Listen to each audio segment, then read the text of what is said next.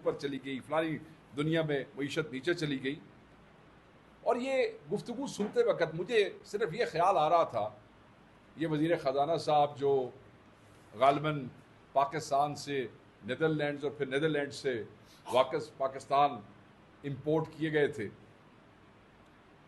कि क्या ये उन्हीं लोगों के नुमाइंदा नहीं हैं जो 2022 में कहते थे जो हमारी 6.5% की ग्रोथ थी उसको बड़ी हकारत से देखते थे और बड़े अजीब अजीब लहजों से हमारे लोगों से गुफ्तगू करते थे। टीवी के ऊपर आके जो प्रेस कॉन्फ्रेंस थी उनमें अगर आप उनके लहजे देखते उस वक्त, जब ये रिजीम चेंज के वक्त के ये 6.5% ग्रोथ में इन्होंने क्या किया है, क्या नहीं किया है, कैसे तबाही की है, आज ये वही लोग हैं। और मैं इस वक्त बिल्कुल जरदारी, आसिफ अली जरदारी का वो बयान नहीं भूलूंगा रिजीम चेंज के वक्त, जब उसने कहा कि हम तो गरीबों के ठंडे चूल्हे जलाने के लिए आए हैं, गरीबों के ठंडे चूल्हे जलाने के लिए। और चूल्हे तो मैं नहीं किसी दे बल्दे वेखे, मैंने तो ये देखा है कि चूल्हे ठंडे के ठंडे रह गए, आपने गरीबों की चूल्हे जो है वो हिला के रख दी है, आपने उनकी तबाही निकाल के रख दी है। और फिर आप कहते हैं कि आप ठंडे जो है वो चूल्हे जो हैं वो जलाने आए थे। ये ठंडे चूल्हे हैं, अखबारें लिख रही हैं, सर्वेज आए हैं, रिपोर्ट्स कह रही हैं कि वो जो 35% अफराद खते गुर्बत से की लकीर से नीचे रहते थे उनकी तादाद अब हो गई है 45%। और ये मैं नहीं कह रहा, ये देखिए अखबारें छाप रही हैं, आपकी अखबारें कह रही हैं कि ये 45%। अब 45% का मतलब आपको पता क्या है?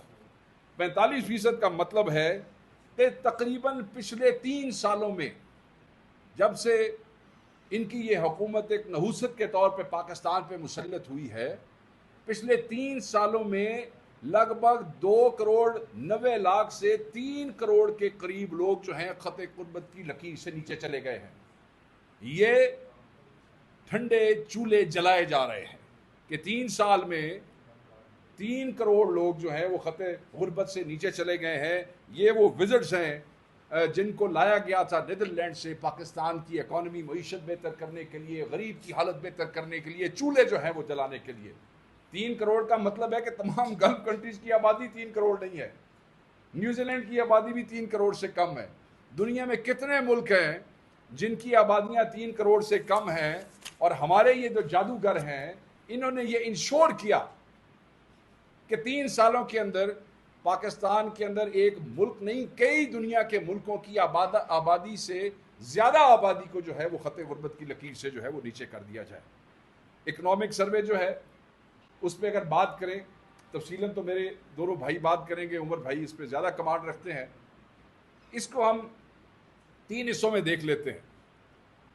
जब हम गए 6.5% की ग्रोथ गिरी, पहला साल इनका मनफी 2% के ऊपर आ गए। और फिर ये कहते हैं कि चूल्हे हमने गर्म करने थे। फिर मैं दोबारा कहूँगा चूल्हे नहीं, अवाम दियाँ चूल्हा हिला छड़ियाँ ना। दूसरे साल पे आ जाओ 0.2% टू 2.4% पे चले गए। फिर कहते हैं हमने चूल्हे जलाने थे। ये तीसरे साल के ऊपर आ जाएं, बड़ा कस कसा के इधर कर उधर कर, ये 2.4% से 2.7% के ऊपर आ गए। ये जो मजमूई ग्रोथ है ये सिर्फ 1.5% है। कितनी है? 1.5%। अगर इन तीनों सालों की मजमूई ग्रोथ आप ले लें एवरेज, तो ये 1.5% बनती है। अब आपकी आबादी जो है उसका ग्रोथ रेट है 2.5%। ये जो आपकी महंगाई है ये 1.5%।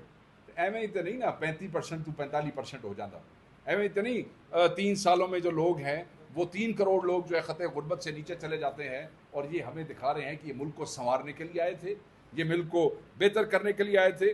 और ये बात मैं इसलिए भी आपको बता दूं, और बड़ी मज़ेदार बात है, चंद दिन पहले हमारे KP के फाइनेंस मिनिस्टर मुजम्मिल ने भी कहा कि ये जो ग्रोथ दिखा रहे हैं ये ग्रोथ भी फॉर्म 47 की ग्रोथ है। जैसे ये हुकूमत फॉर्म 47 की है, ये ग्रोथ भी फॉर्म 47 की है। और उन्होंने पिछली एक मीटिंग में जब पूछा कि ये क्या हो रहा है, ये किस किस्म की ग्रोथ है, हमारी कुछ समझ से बाहर है, लोग मासूमाना सवाल करते हैं।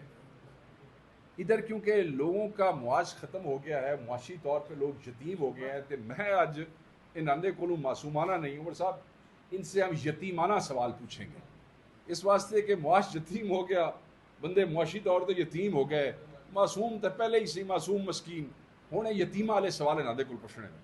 और वो सवाल ये इनसे बनता है कि कौम तो जो है वो हो गई यतीम मुआशी तौर पे। ज़राअत की तरफ आते हैं, मेन कैश क्रॉप जो है उसमें गिरावट है 13.5% की, और वो कैश क्रॉप ही मेन क्रॉप है।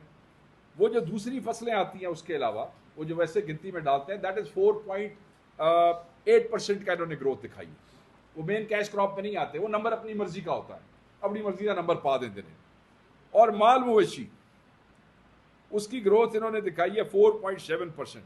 मैंने दूसरी ये दसो, बड़ी सोचने की बात है कि 13% गिरावट है कैश क्रॉप में, 13% गिरावट है मेन फसलों के अंदर, छोटी फसलें 4% हो गई।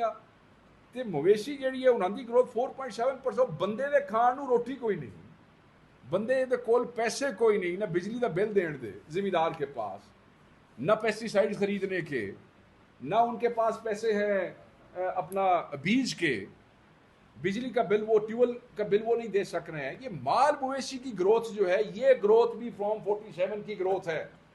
ये भी इन्होंने इतने गलत लिखा जी, ये भी इतने झूठ बोल रहे हैं।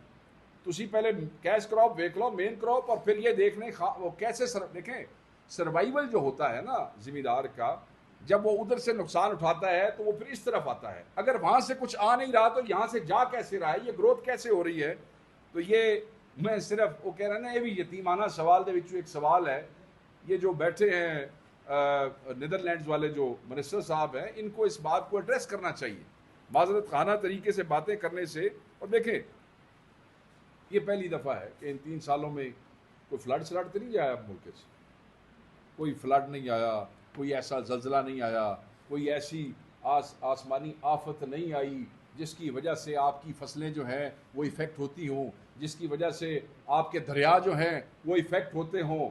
और कोई सैलाब नहीं, कोई जल्जला नहीं, कोई दरियाओं ने रुख नहीं मोड़ा, कोई बिल्कुल आउट ऑफ द वे कोई ऐसी बारिशें नहीं हुई जिससे हर चीज़ उल्टी पुल्टी चली गई। उसके बावजूद भी ये गिरावट क्यों? क्योंकि इनकी जो मुआशी तौर पे जो ये किसान को बदहाल करने की किसान दुश्मनी की पॉलिसी रही है, ये इनकी पॉलिसीज का शाखसाना है, जिसकी वजह से ये सारी चीज़ें जो हैं आपके सामने आ रही हैं। अपने इकोनॉमिक सर्वे में ये कहते हैं कि 37% लोग ज़राअत के शोबे से मुंसलिक हैं। 37% लोग, जुल्म किया है तुम लोगों ने कि 37% आबादी की कमर तोड़ दी है तुम लोगों ने। 37% आबादी के पास अपने ट्यूबवेल के बिजली के बिल देने के पैसे नहीं है। 37% आबादी के पास पेस्टिसाइड्स के और बीज के पैसे देने के पैसे नहीं है। 37% आबादी जो है उसकी मेन कैश क्रॉप जो है वो 13% नीचे चली गई है। और फिर ये बातें करते हैं कि ये इस मुईशत को वो ठीक कर रहे हैं।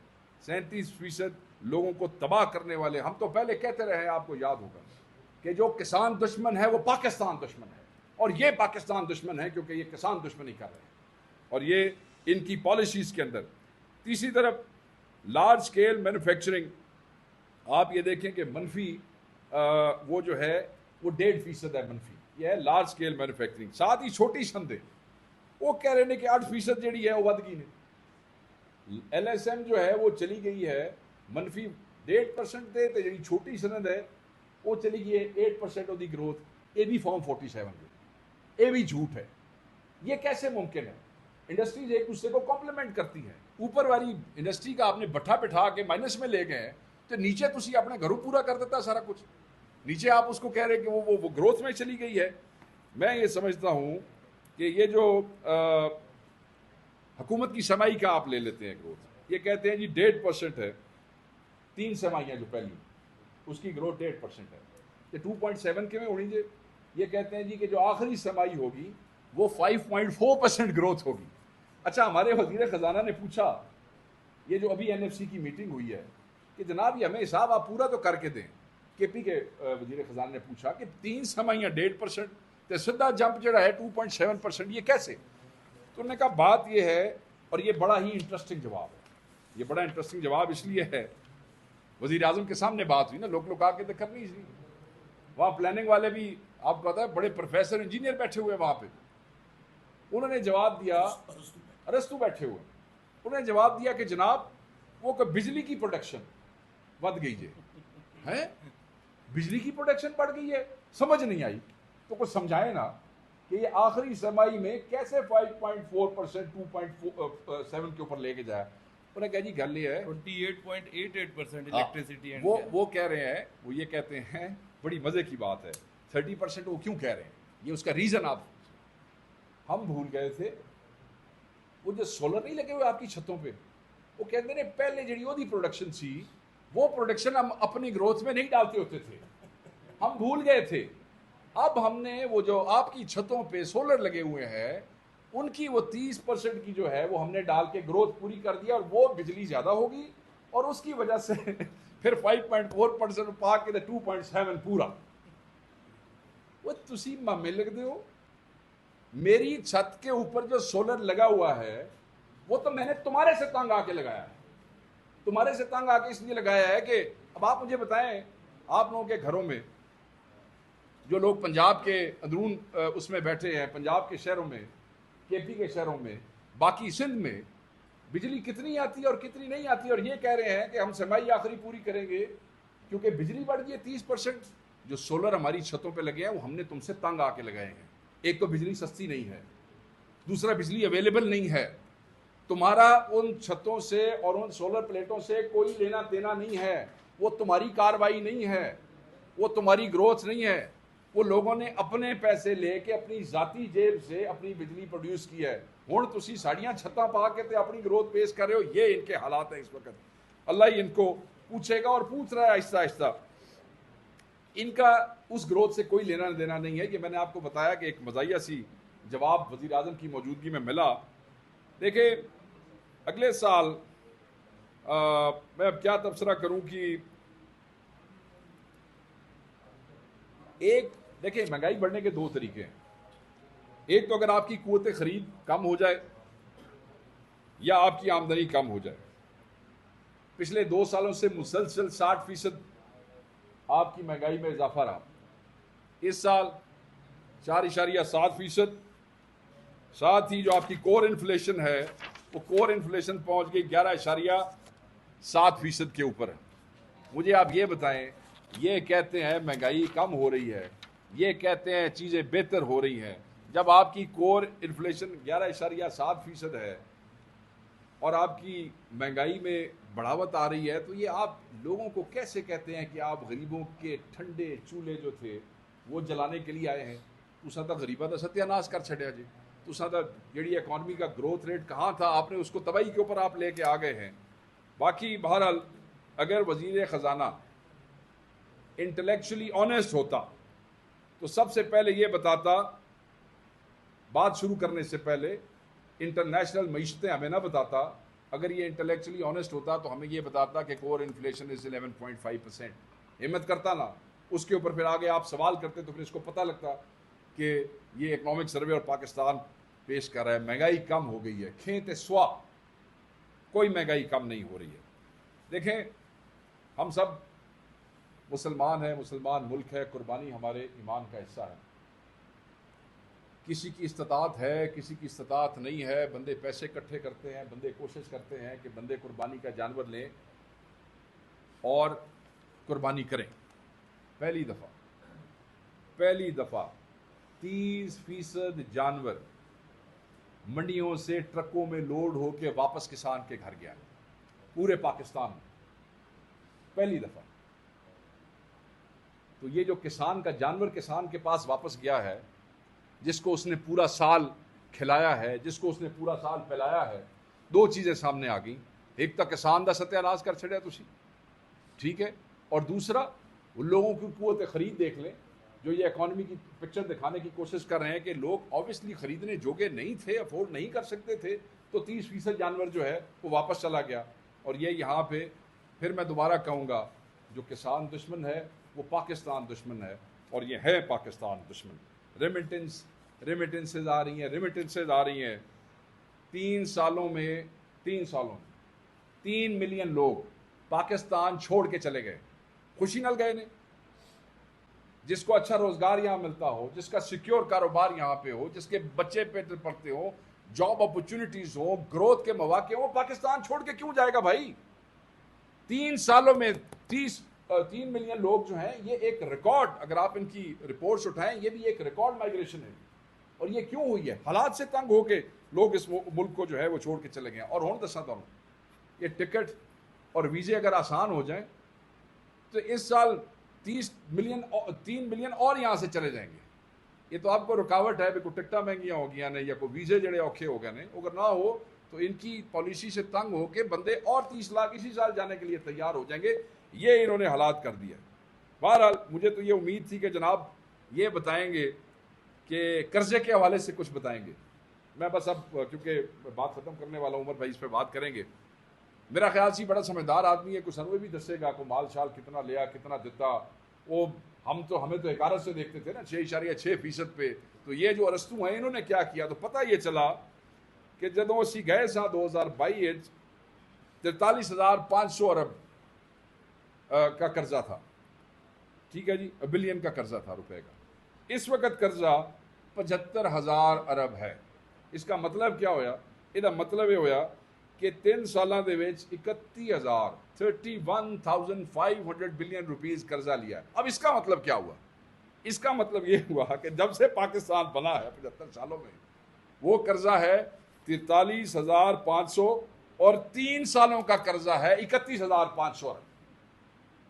ये अरस्तू जो बड़ी माजरत से सुबह हमें बता रहे थे, जिनकी आपने गुफ्तगू सुनी है, ये इसका कमाल है कि एक पासे सारा जब से पाकिस्तान बना है वो, और दूसरी तरफ सिर्फ ये 3 साल का 31,000। अच्छा, आप वो कह रहे हैं जी कि कल असी बजट भी लाना जी।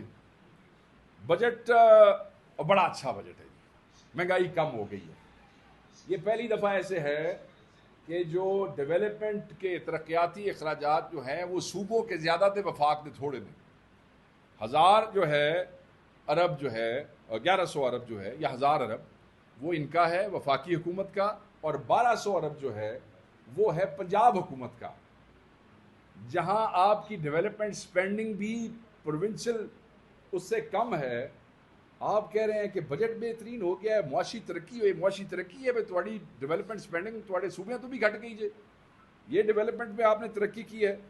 ये बजट IMF का है। पहले प्रोग्राम आते होते थे और उसमें चीज़ें डाली जाती थी, निगोशिएशन होती थी, प्रोग्राम्स आते थे। ये तो अगले ने ना किसी को कहते ना कि वो हाथ पैर बन के स्विमिंग पूल में फेंक दिया और फिर करवा लिया जो करवाना था। इनको अगलों ने हाथ पैर बांध के और चुल्लू भर पानी में फेंक दिया है। लाल शर्म भी आनी चाहिए ना। ये वो लोग हैं, ठीक है जी। और ये टोटल का टोटल बजट जो है ये IMF का दिया हुआ है। और उसका शिकार कौन हुआ है? पाकिस्तान की अवाम। शिकार कौन हुआ है? आप लोग, मैं, सब्जेक्ट्स जो स्टेट के हैं उसके साथ जुल्म किया है। बहुत बड़े फनकार बनते थे, यहीं बैठ के आपको याद होगा शराई साहब, यहीं बैठ के मैं और मुजम्मिल साहब ने एक ज़राअत के ऊपर प्रेस कॉन्फ्रेंस की थी, जिसमें इनके अहदाफ आज से चंद महीने पहले हमने डिस्कस किए थे कि जी ये कह रहे हैं कि हमारा 32 मिलियन का, हमने उस वक्त कहा था कि ये 32 मिलियन नहीं होगा। 32 मिलियन जो वो था ना जी पैदावार गंदम वाला, वो नहीं हो सका। ये फॉर्म 47 का फिगर दे रहे हैं 28 मिलियन टन। मेरे बहुत से फार्मर से बात हुई है, बहुत सी जो लोग किसानों के साथ जो ऑर्गेनाइजेशंस इन्वॉल्व हैं, जो कुछ थिंक टैंक्स इन्वॉल्व हैं, वो कहते हैं ये भी फॉर्म 47 का फिगर है। वो कहते हैं कि ये भी एक्चुअली 25 मिलियन टन है, ये 28 भी नहीं है। बातें इनकी सुनो, बातें करते हुए ये नहीं थकते हैं। मैं सिर्फ ये कह के उमर भाई को दूंगा कि ये इकोनॉमिक सर्वे ऑफ पाकिस्तान 2025-26 नहीं है। ये economic survey of Pakistan form 47 है। झूठी बातें लिखी हुई है, गलत बातें लिखी हुई है, ट्विस्ट किया गया है सिर्फ लोगों को धोखा देने के लिए। मगर कोई नहीं, असी बैठे हैं, असी इन्होंने चेहरे लोगों ने विखावांगे, जेडे आइंस्टाइन बड़े ने, जेडे रस्तू बड़े ने। हम इनको बेनकाब करेंगे। एक एक चीज़ पे आ जाए ना बजट और आ जाए तो आपको दूसरी नशस्त में बताएंगे। बहुत सी चीज़ें हैं जो उमर भाई आपके साथ शेयर करेंगे। उसके बाद जट साहब बात करेंगे। भाई आप प्लीज़ आए बात। अस्सलाम वालेकुम। यहाँ पे आप साथियों के साथ बड़ी खुशी हुई है, एक बार फिर हमारा इंटरेक्शन हो रहा है। मैं काफ़ी चीज़ें माशाल्लाह शेख साहब ने बड़ा ज़बरदस्त कवर की है। और आपको जिन साथियों को इल्म नहीं है, ये इकनॉमिक अफेयर्स के पार्लियामेंट्री सेक्रेटरी से हमने इन्होंने शुरुआत की थी और हम लोग इकट्ठे भी रहे हैं काफ़ी अर्सा, 25 साल हो गए हैं अल्हम्दुलिल्लाह पार्लियामेंट में। ख़वातीन हज़रात, मैं यहाँ पे शुरू करूँगा कि आज का ये जो डॉक्यूमेंट है, ये आज जो इस रिजीम ने डिस्ट्रीब्यूट किया और जिस पे प्रेस कॉन्फ्रेंस की है, इसकी बुनियाद गलत है और वो मैं आपके सामने रखूँगा। शेख साहब ने भी उसको बड़े तफसीलन बताया, मेरे बाद मुबीन जट साहब भी बताएंगे, डिटेल में बताएंगे वो कैसे गलत कैसे है। सबसे पहले तो जो फाइनेंस मिनिस्टर हैं बेचारे शरीफ आदमी हैं, पर बेचारे फंस गए हैं बदमाशों में और कंटुटों में। मसला ये है सबसे पहली बात। बस वो मैं ज़रा मुहज़्ज़ब मैंने बता दिया कि उर्दू लिटरेचर है, पर मैंने कहा जी कंटुटों में और बदमाशों में फंस गए। अच्छा, सबसे पहली चीज़ ये है कि ये वही बात है, इस पे आप इसका आगाज़ करें ना, इसका इंट्रोडक्शन ये करें, वो वही है जिस तरह कि कोई बच्चा उसका एग्ज़ाम दे के आता है और फिर जब वालिदैन उससे पूछते हैं कि यार बेटे या बच्ची आपका पेपर कैसे हुआ, तो पूरा बताता है कि जी मैंने इस तरह ये पढ़ा, पर जब एग्ज़ाम का रिज़ल्ट आता है कहते हैं जी कि मैं फर्स्ट आया तो नीचे से। तो ये वही दास्तान है जनाब कि इन्होंने बताया जी तमीद बांधी के जी अमेरिका में ये हो रहा है, चेकोस्लोवाकिया में ये हो रहा, ब्राज़ील में ये हो रहा है, साउथ कोरिया में ये हो रहा है। वो पूरा लंबा चक्कर लगा के तो आके तो फिर पाकिस्तान में आते हैं तो कहते हैं जी फिर बात साने कुछ नहीं किया, 0/0। कल का जो बजट आ रहा है, मैं अपनी बात दो चीज़ों में तकसीम करूँगा। एक कल के बजट के हवाले से जो आएगा वो फिगर्स आपको अभी से ही बता देता हूँ, कैलकुलेट करके बता देता हूँ, और फिर जो इकनॉमिक सर्वे हैं उसके बारे में। ये मेरे पास पिछले साल की budgetary figures, budget in brief है, इसके ऊपर ही आप ही कैलकुलेशन कर देता है, कोई मुश्किल काम नहीं होता, जो करते हैं अल्हम्दुलिल्लाह यही काम करते रहे। इस साल जो इनका रेवेन्यू रिसीट था वो तकरीबन इन्होंने जो एस्टिमेट किया था वो तकरीबन 12,970 अरब रुपए का था, और इस साल ये तकरीबन इसको IMF से जो इन्होंने बातचीत की है तो उससे 10% बढ़ा के तकरीबन ये 14,307 से 14,500 के लगभग तक ये ले आएंगे। पहली बात, पिछले साल इन्होंने इंक्रीज जो शो की अपने बजटरी रिसीट्स में 40% थी। IMF ने फिर इनको बिठा के कहा कि जो कुछ आप मिनिस्ट्री ऑफ फाइनेंस में पी रहे हैं वो ज़रा कम करें, उसको मसाला ज़रा कम करें, इससे काम नहीं बनेगा, रियलिस्टिक काम पे आ जाए। फिस्कल डेफिसिट जो है तकरीबन आपका खसारा ये तकरीबन 5-5.5% के करीब आएगा, पर उसकी वजह ये कल की फिगर्स आ जाएंगी, आपके सामने आ जाएंगी। पर उसके ऊपर मैं फिर आता हूँ जनाब कि आपका ऊपर ये बजट है क्या। ख़वातीन हज़रात, ये लेला बजट है और ये इकनॉमिक सर्वे भी जो है ये एक लेला बजट बाय अ लेला इंस्टॉल्ड शहबाज शरीफ, इसमें और कोई चीज़ नहीं है। यहाँ पे मैं आपको बताता चलूँ कि जो इस वक्त आपकी ग्रोथ रेट इन्होंने दिखाई है वो एक गुब्बारा है, वो गुब्बार है, वेपर्स हैं, उस पर हकीकत कुछ नहीं है।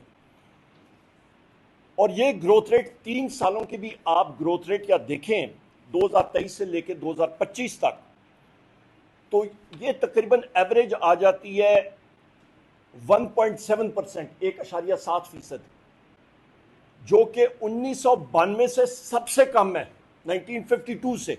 एक चीज फिर इसकी एक और चीज है कि इस पे जो चीजें आती हैं बजट में ग्रोथ रेट में, वो 3 चीजों पे मुनसर है।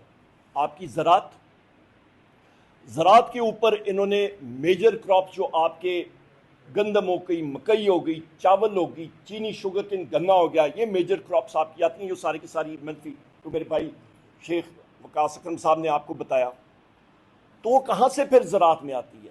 जब वो बात कर रहे थे ये किताब, अच्छा ये भी मैं बताता चलूँ, ये नापैद है किताब। यहाँ पे जो हम लोग जिस वक्त बजट आता था ये ओपन हाउस होता था, सारों को देते थे। आज बड़े जिस तरह कुछ सोना होता है इस तरह ये दे रहे थे। तो इसमें पेज आप निकाल लें, पेज 27 पे भी आप चले जाएं, लाइफ स्टॉक है टेबल आपका 2.1b, life stock and poultry. वो कहते ना हेरा फेरी कहाँ पे इन्होंने की ज़रात को ऊंचा दिखाने के लिए। यहाँ पे ये जनाब वाला कि आपका ये कहते हैं कि आपका जो माल मवेशी है ये आपका तकरीबन आपका ज़रात का एग्रीकल्चरल वैल्यू एडिशन का तकरीबन 74 अपना 63.6% कंट्रीब्यूट करता है, ठीक है ना। 63% ये कंट्रीब्यूट 63.6%। इसी में जाके इन्होंने हेरा फेरी की है। और किस चीज़ पे? अभी जाके आप लेले गिनेंगे, आप भैंसे गिनेंगे, आप बकरे गिनेंगे, आप गधे गिनेंगे, गधों में भी इंक्रीज आई है। काश ये एक चीज़ और कर देते कि गधों की कैटेगरी में एक और नीचे सब कैटेगरी बना देते तो बड़ी हम लोगों के लिए आसानी होती है, यहाँ पे जितने हमारे साथी हैं आपके लिए और हमारे लिए भी। और गधों की कैटेगरी में बता देते कि 4 टांगों वाले गधे और 2 टांगों वाले गधे। और 2 टांगों वाले गधे में मैं आपको वसूख के साथ कह सकता हूँ ठीक ठाक मतलब इजाफा हुआ है जिन्होंने ये किताबें आज शाया की हैं। नंबर 1। इससे आगे हम लोग जाते हैं जनाब कि आपके पास जिसको परचेजिंग पावर कहते हैं, कुव्वत खरीद तबाह बर्बाद हो गई है पाकिस्तान में। और आपकी पिछले 3 सालों में कुव्वत खरीद में जो कमी आई है वो 58% है। और ये मार्च 2022 से लेके अप्रैल 2025 तक। और इसका मतलब क्या है? लुबे लबाब इसका मतलब बताता हूं कि आपका मार्च 2022 में जो आप साथी जो पाकिस्तान के शहरी तकरीबन 50,000 माहाना कमा रहे थे, उनकी आज उस 50,000 की वैल्यू आज के दौर में उसकी कुव्वत खरीद खत्म होने की बिना पे उसकी वैल्यू क्या बनती है? 20,833 रुपया। जो शख्स 1 लाख रुपए मार्च 2022 पे कमा रहा था वो तकरीबन आज 41,666 रुपए के बराबर वो कमा रहा है। ये कहते हैं कुव्वत खरीद कम होना। और वजह ख़वातीन और हज़रात ये है कि महंगाई। ये गवर्नमेंट के मिनिस्टर्स और सारे लोग कहते रहे कि जी हम लोग महंगाई कम हो। भाई कौन सी कम हुई है? मैंने तो इसी कमरे में यहाँ पे इनको चैलेंज किया है। 12वीं लॉगर्स हमारे साथियों के साथ मैंने चैलेंज किया कि जी आ जाए मेरे साथ, कैमरे पकड़ते हैं, जाए बाजारों में हम लोग जाते हैं और पूछते हैं और बड़े आराम से। अभी थोड़ी देर पहले मैंने जरा सी कैलकुलेशन की है आपकी। ये पाकिस्तान ब्यूरो ऑफ स्टेटिस्टिक्स जो है PBS उसका डेटा है 2022 का और 2025 का मैंने कंपेयर किया है। आपका गंदम का 20 kg का जो तोड़ा होता है 2022 में ये तकरीबन 1167 रुपीज़ का था, आज ये 1750 का है। 50% इजाफा। आपका वही गंदम को आप कैलकुलेट करें पर केजी पर किलो पे ले आए तो 58 रुपीज़ पर किलो 2022 में, आज ये तकरीबन 88 रुपए पे चला गया। 50% इंक्रीज इजाफा। आपका मुर्गी पर केजी 287 रुपए पर किलो और आज 600 रुपए पर किलो, 109% का इजाफा। आपकी दाल माश तकरीबन 2022 में तकरीबन 2070 रुपए किलो, आज 456 रुपए किलो, 70% इजाफा। आपका दूध 1 लीटर आपका 2022 में 116 रुपए 63 पैसे आज पर लीटर और आज तकरीबन 200 रुपए पर लीटर पे पहुंच गया, 70% इजाफा। अंडे आपके दर्जन के 135 रुपए 2022 में, 228 रुपए दर्जन आज। प्याज आपका 2022 में 40 रुपए किलो, आज 80 रुपए किलो, 99% इजाफा। चीनी 87 रुपीज़ kg 2022 में, आज 172 रुपए से ज़्यादा, 96% इजाफा। कुकिंग ऑयल आपका डालडा 2258 रुपीज़ पर किलो, आज तकरीबन 2,945 रुपए आपका ये पूरा कनस्तर जो होता है इसका टिन, 30% इजाफा। चाय 190 ग्राम की 257 रुपीज़ उस 190 ग्राम का पैकेट जो होता है और आज 447 रुपए, तकरीबन ये 74% इजाफा। इससे कहते हैं, इसको कहते हैं इन्फ्लेशन या आपका अफराद ज़र। न ये मेरा डेटा है, न मैंने किसी को कहीं पे भेज के दिया है, सिर्फ मैंने नेट पे पाकिस्तान ब्यूरो ऑफ स्टैटिस्टिक्स शुमारियात का डेटा उठाया और उसको कंपेयर किया दोनों सालों पे, और ये कोई भी कर सकता है। लिहाजा इससे हो गई आपकी तबाही कुव्वत खरीद की, तो लिहाजा आपकी कुव्वत खरीद गई, आपकी अफराद ज़र्ख आपकी जो है वो आसमानों से बात करी है। अभी आ जाते हैं कि आपका मुलाजमतें किधर है। 2-3 साल गुजर चुके हैं, कोई लेबर फोर्स सर्वे इन्होंने किया ही नहीं। क्यों? क्योंकि उनको पता है लेबर फोर्स सर्वे होगा तो मुंह के बाल इनको खानी पड़ेगी, वो शुमारियात सारे आ जाएंगी सामने। मेरे भाई ने भी बात की, हम लोग इसी कमरे में बात करते रहे हैं तकरीबन पिछले ये सालों में। और अच्छा ये भी मैं बात कर दूं कि 2022 की जो मैं अभी फिगर्स बता रहा था, उस वक्त मार्च 2022 तक किसकी हुकूमत थी? वज़ीर-ए-आज़म इमरान खान साहब की, और मुल्क तरक्की कर रहा था। और आज देख लें। अच्छा फिर हम लोग आ जाते हैं जनाब कि जो लोग पाकिस्तान छोड़ के चले गए हैं, तकरीबन 32 लाख लोग, एग्जैक्ट मैं फिगर बता दूं 3.275 मिलियन, 32 लाख तकरीबन पाकिस्तान से लोग इन पिछले सालों में छोड़ के चले गए हैं। हर एक एजेंट जो आप साथी, हम लोग एक ही माशरे का हिस्सा हैं, आप एजेंट को पैसे देते हैं, आप किसी को देते हैं बाहर जाने के लिए, मुफ्त में तो काम नहीं होता। तकरीबन 40 लाख रुपए, 4 मिलियन रुपए देने पड़ते हैं। बड़ा सिंपल काम है। इन दोनों फिगर्स को आप ज़रब दे दें तो आपका जनाबे वाला 13,100 अरब रुपया आपका एजेंटों को, जो लोगों ने हमारे 32 लाख लोगों ने दिया, उसका बनता है 13,100 अरब रुपए मुल्क से गया। इसको डॉलर में कन्वर्ट करें तो 48 अरब डॉलर बन जाते हैं पिछले 2-3 सालों में। ख़वातीन हज़रात, 48 अरब रुपया डॉलर। अलमिया क्या है? अभी अक्ल देखें। आपने रिजीम चेंज कराई, एक बढ़ती हुई मईशत को तबाह बर्बाद कर दिया। वज़ीर-ए-आज़म इमरान खान साहब की मईशत 6% से ग्रो कर रही थी। फैसलाबाद के टेक्सटाइल सेक्टर्स में तेजी आई हुई थी, मुलाजमतें बेतहाशा थी, मतलब बिजली के मीटर्स आपके 28% ग्रोथ रेट से जा रहे थे। मैं खुद उस वक्त मिनिस्ट्री पावर मिनिस्टर था, मेरे बाद हमाद अजहर साहब थे एनर्जी मिनिस्टर, और आपके टेक्सटाइल सेक्टर में जो एक्सपर्ट्स थे, जो आपके स्किल्ड लेबर थी, उनकी कमी थी। हम लोग आज 3 सालों में आपका ये हुआ जनाब कि पाकिस्तान IMF से 7.5 अरब डॉलर जो है वो मांग रहा है, और सलक के वो मांग रहा है, भीख मांग रहा है। और आपका अपने मुल्क से लोगों ने 48 अरब डॉलर जो है वो मुल्क से भेज दिए बाहर। ये हालात है। अभी आ जाते हैं जनाब कि आपकी गुर्बत, जो फाइनेंस मिनिस्टर और उनकी फाइनेंस टीम बातें कर रही थी ना, ख़वातीन हज़रात, लोगों का उससे कोई लेना देना नहीं है। लोग पूछते हैं जनाब कितने भी आंदा 100, वो पूछते हैं कि आपकी अफराद ज़ार, महंगाई, कुव्वत खरीद, आपकी नौकरियां, आपका जरिए मार्च किधर है मुल्क में? सिफर। आ जाए जनाब, आपकी इस वक्त मुल्क में जो गुर्बत है तकरीबन 44.7% तक पहुंच चुकी है। यानी कि आपके तकरीबन 114 मिलियन लोग,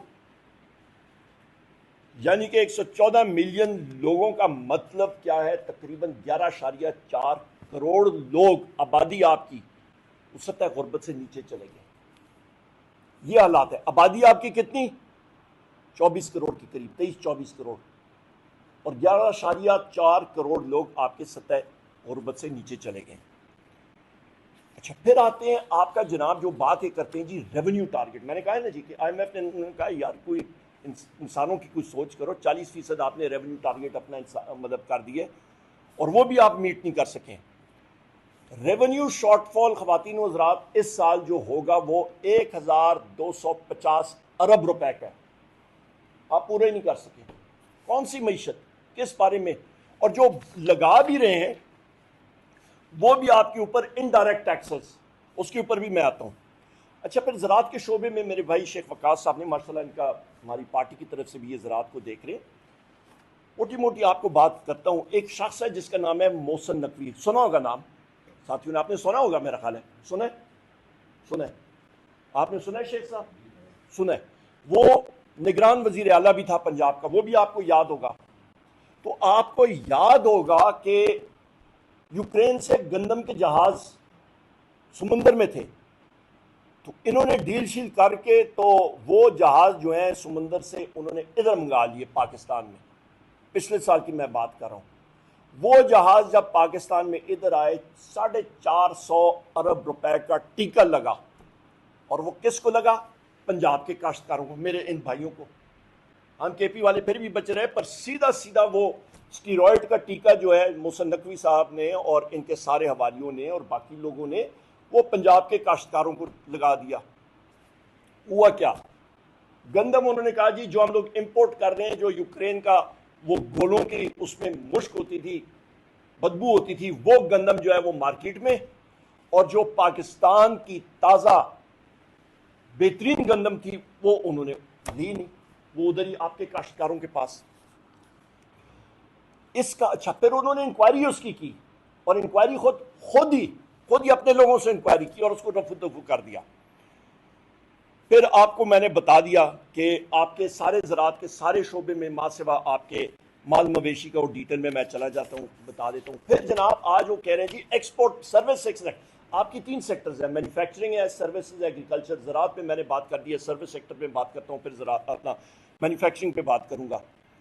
आपका सर्विसेज सेक्टर में कहते हैं जी आईटी में बड़ा इजाफा हुआ, आईटी को याद करते हैं।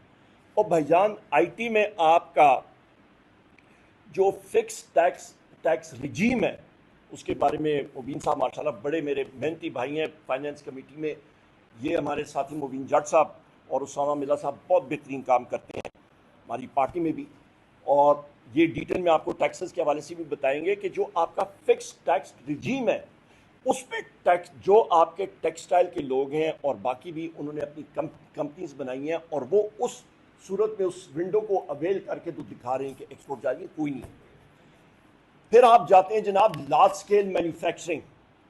लार्ज स्केल बड़े शोबे की जो सनत है वो -1.5%, यानी कि आपकी सनत बड़ी नहीं है, सिफर भी नहीं है, मनफी है। जब आपकी बड़ी सनतें आपकी मनफी होती हैं तो छोटी सनत कहां पे बढ़ेगी? मुझे ये बता दें। आपका कंस्ट्रक्शन का सेक्टर जब उसका भट्टा ठप हो जाता है, वो बंद हो जाता है, आपकी सीमेंट कंपनी बंद हो जाती है, ये बड़ा सेक्टर है ना, तो नीचे आपका सरिया बिकेगा, आपकी क्रश बिकेगी, आपका मतलब रेत बिकेगी, आपकी टाइलें बिकेंगी। ये small and medium size industries है, ये किधर से बिकेंगी? रेत आपका लोग क्या करेंगे? वो रेत के मतलब पहाड़ टीले बनाएंगे, वो कंस्ट्रक्शन में इस्तेमाल होती है। सीमेंट क्या कहेंगे? खाएंगे। सीमेंट बिकेगा नहीं, कंस्ट्रक्शन नहीं होगी। तो वो आपका ये इंडिकेटर्स होते हैं। अच्छा, फिर आप आ जाते हैं जनाबे वाला, यहां पे अरस्तु की हम लोग बात कर रहे थे, आपका मिनिस्ट्री ऑफ प्लानिंग में एहसन इकबाल तो टोटली फेल हो गए ना। और ये भी बताता चलूं कि पब्लिक सेक्टर डेवलपमेंट प्रोग्राम जो इस बजट में इसमें है, इसमें शायद भी हुआ है, आपका 1400 अरब रुपए का था पिछले साल जो कौमी असम्बली ने बजट पास किया था, आपको याद होगा। अभी तक सिर्फ 32% उसकी यूटिलाइजेशन हुई है। कितनी? 32%, यानी 448 अरब रुपए सिर्फ खर्च हुआ है। बाकी किधर गया? कोई पता नहीं, जेब में रह गया। मतलब ये इंतहा है कि आपके पास पैसा मौजूद हो, लिक्विड कैश आपकी जेब में हो, और वो तरक्याती कामों पे आप खर्च ना कर सकें। अच्छा, फिर ये जो एहसन इकबाल है ये दर की घुमा के बात करेगा, जरूर करेगा बात, वो उसका वो कर। दूसरा, आपने राइट साइजिंग की बात की है, सर इस पे आएंगे, डॉक्यूमेंट पे आएंगे। आपने राइट साइजिंग की बात की है कि राइट साइजिंग के जरिए लोगों को नौकरियों से निकाला जा रहा है। आपके दूर हुकूमत में पीडीपी से लोगों को निकाला गया, रेडियो से लोगों को निकाला गया। दूसरा, आपने केपी की जनता दी है कि केपी में शानदार परफॉर्मेंस है। केपी में जो मेगा करप्शन के स्कैंडल्स है वो आपके सामने है। केपी वज़ीर आला का बयान आया है कि हम हमारे पास इतना पैसा है, इतना फंड है कि हम वज़ीर आज़म साहब को कर्जा दे सकते हैं। क्या ये वही करप्शन का पैसा है, स्कैंडल का पैसा है कि आप बड़ा अच्छा सवाल है आपका माशाल्लाह। सबसे पहली चीज़ ये जी कि आपने बात की है, नंबर एक कि आपने करप्शन या उसके हवाले से बात की है। मेरे भाई केपी हुकूमत का कोई ऐसा करप्शन का नहीं है, जो या कोई हुआ वो आपके केयर टेकर्स के हवाले से ज़रूर था, तो स्पेसिफाई कर दिया करें प्लीज़। जिस वक्त और केयर टेकर्स के दौर पे 1.5 साल का दौर था, उस पे थी अवामी नेशनल पार्टी, उस पे बाकी जितनी पार्टी PDM की थी, वो एक मतलब बहती हुई गंगा में वो सारे के सारे अपना हाथ और वो डाल रहे थे, ज़बरदस्त किस्म का। ज़रूर ये मेंशन कर दिया करें टाइम फ्रेम, ठीक है ना जी। PDM गवर्नमेंट जो थी वो ज़रूर केयर टेकर्स के दौर में थी और उन्होंने ठीक ठाक वहाँ पे वो किया, जिसको फिर अली अमीन खान साहब ने और मुजम्मिल साहब ने रिवर्स किया और उसी गवर्नमेंट से अभी वो सरप्लस पे अल्हम्दुलिल्लाह आए हैं। नंबर 1। नंबर 2, आपका सवाल था कि जी आपने कहा कि जी हम लोग किस चीज़ पे, एक ही चीज़ पे बात कर सकते हैं, ग्रोथ की फिगर्स पे। मेरे भाई ये फिगर शुमारियात के मैंने तो अपने रिहाना में या हरिपुर सिग्मा प्रेस से नहीं छापे हैं, ये पता नहीं कौन सी जगह से छपे हैं, ज़रा देखें मैंने अपनी पेन कहाँ किधर से छपे हैं। ये प्रिंटिंग कॉर्पोरेशन ऑफ पाकिस्तान से छपे हैं। जाके उनकी कनपट्टी में बंदूक रखे उनसे कहें भाई आपने ये फिगर 6% वज़ीर आज़म इमरान खान साहब के क्यों छापे हैं, हमारी आपसे दुश्मनी है, मार दें उनको, खैर है, मुझे कोई मसला नहीं है। Thank you. आंसर आया, मैंने उनसे पूछा था मुझे ये बता दें कि SIFC में जो लोग काम कर रहे हैं उनका प्रोफेशनल एक्सपीरियंस मुझे बता दें। कितने लोग वहाँ पे MBAs हैं, कितने लोग वहाँ पे MBA फाइनेंस हैं, किन के पास आपका कैपिटल बजटिंग का एक्सपीरियंस है, कितने उधर चार्टर्ड अकाउंटेंट्स हैं, कितने वहाँ पे सर्टिफाइड फाइनेंशियल एनालिस्ट हैं, कितने वहाँ पे ACCA के लोग हैं क्वालिफिकेशंस। वहाँ पे सिर्फ उन्होंने कहा है कि जी वहाँ पे लोग बड़े लायक और फायद हैं और मतलब बड़ी अच्छी डिग्रीज हैं, पर बताया नहीं कि क्या डिग्रीज हैं।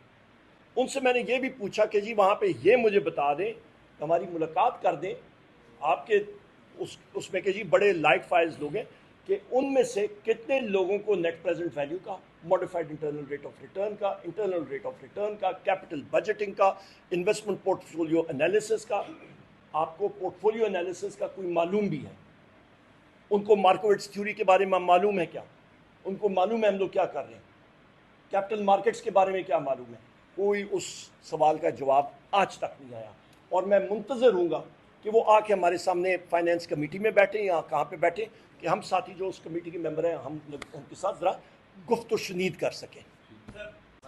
बड़ा अच्छा सवाल है शिराजी साहब, हम लोग ज़रूर इनपुट देते हैं। नंबर 1, हम लोग दोनों साथी और शाहराम खान तरक्की साहब और हमारे साथ उसामा मेला साहब और राना आतिफ साहब जी, अली सरफराज साहब, हमारे हम 5 मेंबर्स हैं जो कि फाइनेंस एंड रेवेन्यू कमेटी के मेंबर्स भी हैं और हमारी इनपुट जाती है पहली बात कमेटी में। और हम जिस तरह मैंने कहा हमारे यंग साथियों ने बड़ा बेहतरीन टैक्स में कंट्रीब्यूट किया, पहली बात। दूसरी बात, जब मैं as leader of the opposition भी और एज MNA मैं सवाल जमा कराता हूँ, आपके साथ भी मैंने शेयर किया काफ़ी साथियों के साथ, वो उसका मिनिस्ट्री सवाल देने से इनकार कर देती है। अभी उसका मेरे पास क्या जवाब, और स्पीकर अपने चेंबर में ही उसको किल कर देता है। दूसरी अहम बात। तीसरी अहम बात, जब वो इनपुट देखें, बात वही है कि इंसान स्टूडेंट एग्ज़ाम कर रहा हो और उस वक्त उसमें सवाल में मतलब आपके पास क्वेश्चन शीट हो और वो स्टूडेंट कहे कि जी मुझे आप बता दें तो मैं वो आंसर कर दूं। ओ भाई एग्ज़ाम तो आपका हो चुका है, अभी तो रिज़ल्ट आ रहा है, बजट आपका मतलब पिछले साल का ख़त्म हो गया है, ये तो उसके समरात अभी आने हैं रिज़ल्ट, और वो जो रिज़ल्ट आया है इसका शुरू से आप करें ना तो इरग्वे तो मतलब बॉस्निया, आपका चेकोस्लोवाकिया, तो बांग्लादेश, साउथ कोरिया, बसाओ, पता नहीं कौन कौन सी जगहों से वहाँ पे कि जी ये यहाँ पे ये हुआ, यहाँ पे तमीद बांध के उन्होंने कहा जी कि साढ़े को भी काम नहीं होया, मतलब हम लोग परफॉर्म ही नहीं कर सके।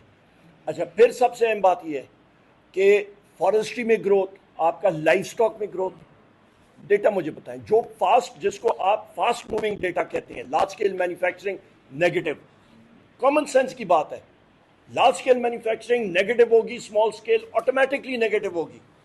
आपका प्राइवेट सेक्टर क्रेडिट कंप्रेस होगा क्योंकि वर्किंग कैपिटल आपका नहीं जाएगा।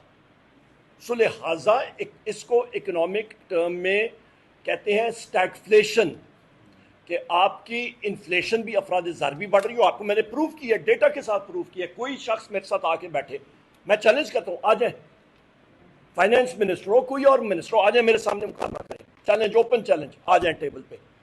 आपकी इन्फ्लेशन बढ़ रही है, मैंने प्रूव की है। आपकी कुव्वत खरीद खत्म हो चुकी है, मैंने प्रूव की है। आपकी इकोनॉमिक ग्रोथ नेगेटिव है दर हकीकत, मैंने प्रूव किया। हम तीनों ने, पीछे क्या चीज रह गई? खत्म। आपके लोग छोड़ के जा रहे हैं, प्रूव किया इन्हीं के डेटा से। आपकी कीमतें 50%, 80% बढ़ी हैं पिछले 3 सालों, प्रूव किया।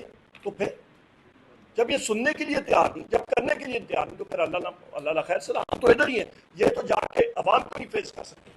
और ये भी मैं कहूँ कि जब मेरे ये भाई यहाँ पे, इनको उठाया गया कौमी असम्बली के अंदर से, मैं भी नाम लेना शुरू करूँ तो आप साथियों के जो मालिकान हैं उनकी कामें टांग जाती हैं, वो फिर कट कर देते हैं, तो उसमें बेहतर है मैं अभी नाम ना लूँ। फ्लोर ऑफ हाउस में मैं लूँगा, मुझे तो मज़ा आता है नाम लेने में। खैर, अच्छा, दूसरी अहम बात यह, जब इनको उठाया गया बगैर किसी वजह के और अबडक्ट करके रखा गया, तो उससे पहले भी मैंने स्पीकर को बताया कि यहाँ पे एक स्पेशल कमेटी बनाए जो तयन करे कि प्रिविलेजेस हाउस के क्या हैं।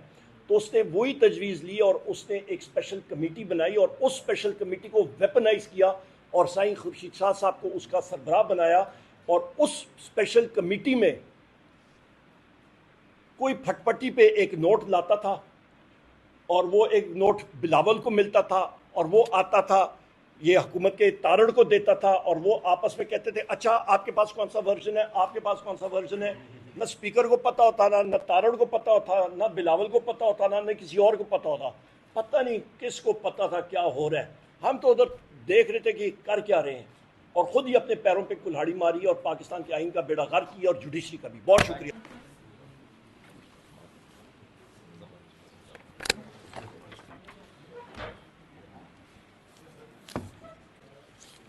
जी अस्सलाम वालेकुम जी।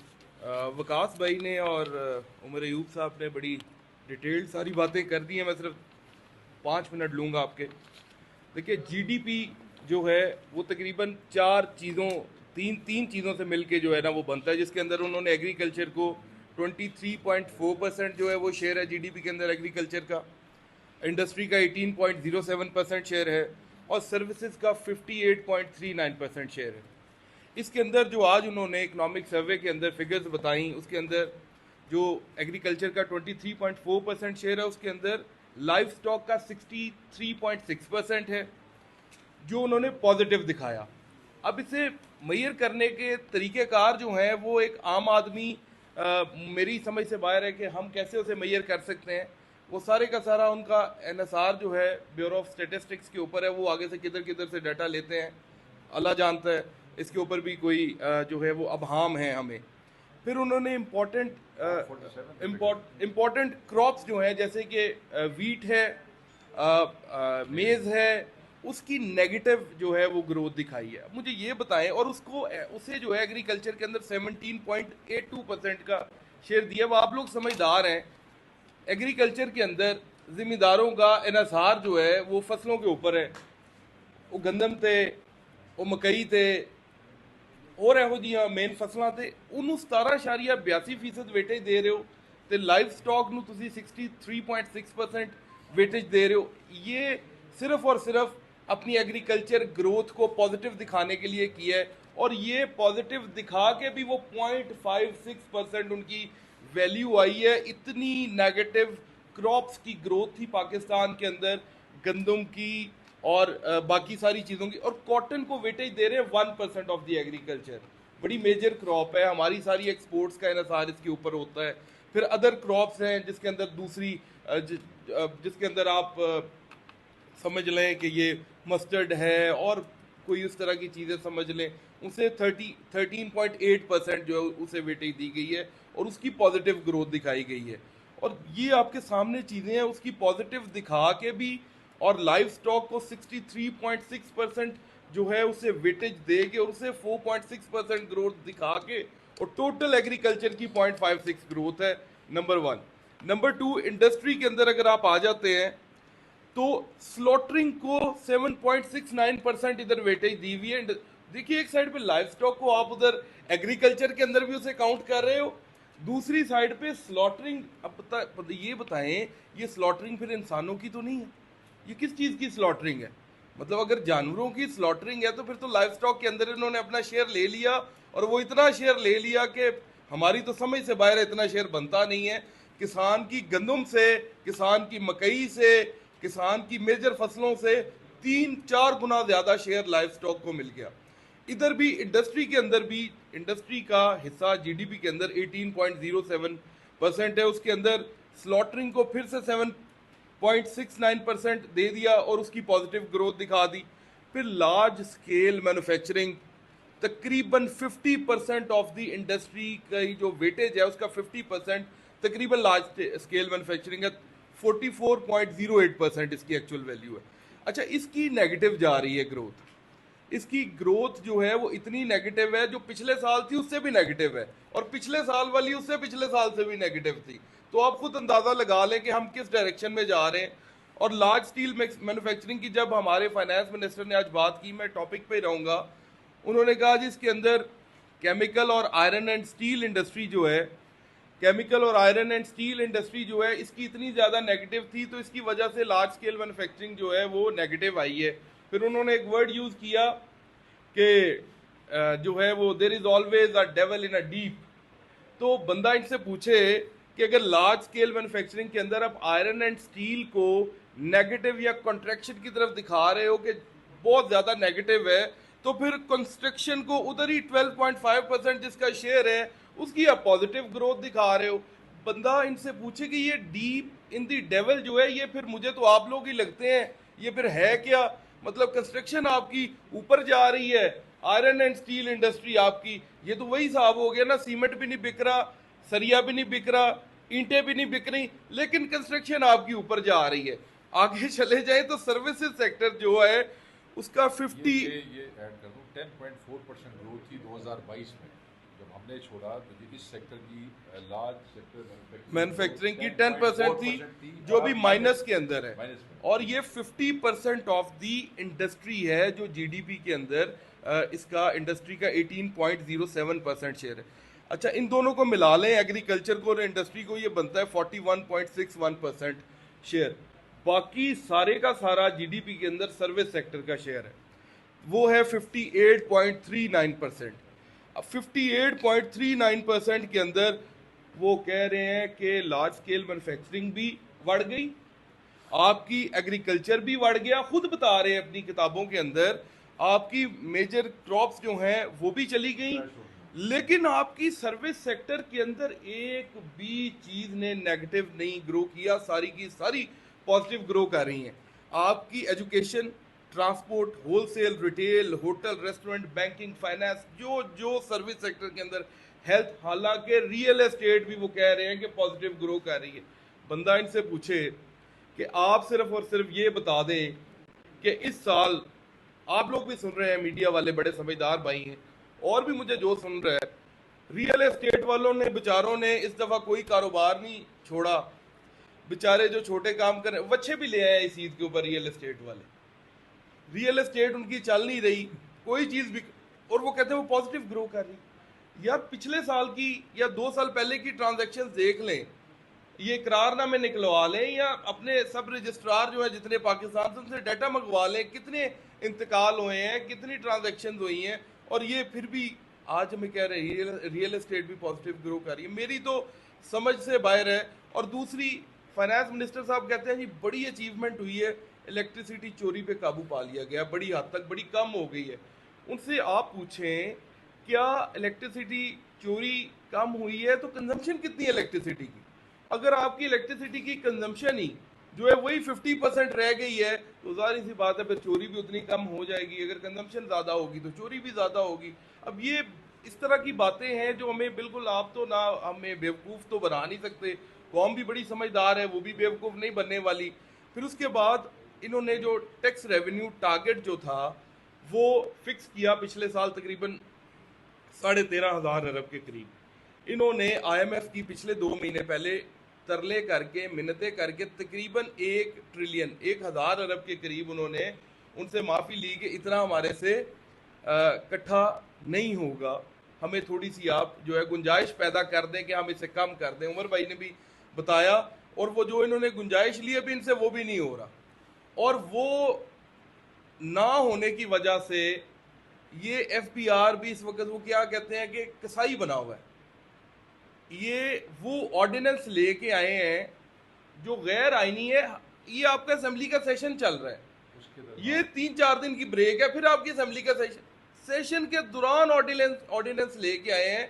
और जब हमने कमेटी के अंदर, फाइनेंस कमेटी के अंदर सारे जमातों के लोग वहाँ पे मौजूद थे, उमर भाई भी मौजूद थे उसके अंदर, हमने चेयरमैन से पूछा कि असेंबली का सेशन जो चल रहा है, 2-4 छुट्टियां फिर दोबारा सेशन है, आपको क्या जरूरत थी ऑर्डिनेंस लाने की। उन्होंने कहा जी एक पोल्ट्री वाला कोई कारोबारी है और वो 10 लाख हैच करता है अंडा दिन का, और हम जब उसकी प्रोडक्शन मॉनिटर करने गए हैं तो वो जनाब सेल्स टैक्स के अंदर रजिस्टर्ड नहीं था, तो इनकम टैक्स ऑर्डिनेंस के अंदर हमें इख्तियार नहीं है कि हम उसकी प्रोडक्शन मॉनिटर कर सकें। तो वो बड़े ज़्यादा उसने अपने प्रॉफिट्स अंडरस्टेट किए हुए थे, तो उसकी वजह से ये हमें, खुदा का नाम माने, आप अगर टारगेटेड कानून साजिया करेंगे तो आपका मुल्क जो है वो कैसे चलेगा? यहाँ पे लोगों का एतमाद जो है कारोबारी बंदे का, इन्वेस्टर का, कैसे बहाल होगा? फिर उसके बाद उसी कानून ऑर्डिनेंस के अंदर कहा गया कि अगर आपके खिलाफ कोई हाई कोर्ट फैसला कर दे और आपके जो है आप स्टे भी हाई कोर्ट से ले लें या रिव्यू फाइल कर लें या आप सुप्रीम कोर्ट भी चले जाए, आपकी हमने रिकवरी कर लेनी है, आपकी रिकवरी नहीं रुक सकती। या फिर सुप्रीम कोर्ट से ये FBR मावरा हो गया, बड़ा हो गया, या फिर सुप्रीम कोर्ट को फिर दरखास्त करके सुप्रीम कोर्ट ही ख़त्म करा दें अगर हाई कोर्ट का फैसला आखिरी फैसला है, चाहे टैक्स पेयर के हक में कमिश्नर अपील जो है वो फैसला दे चुका है, ट्राइब्यूनल जो है वो उसके हक में फैसला दे चुका है, लेकिन वो बेचारे का हाई कोर्ट से अगर खिलाफ फैसला आ गया है तो उसने बेचारे ने चट्टी भरनी है, उसे माफ़ी नहीं है, उसने पैसे देने हैं, चाहे वो सुप्रीम कोर्ट चला गया। अगर इस तरह की चीज़ें होंगी, टारगेटेड किस्म के जो है वो कानून साजियाँ होंगी और FBR ये करेगा, तो कैसे आप तवक्को कर सकते हैं कि लार्ज स्केल मैन्युफैक्चरिंग जो है वो ग्रो करेगी?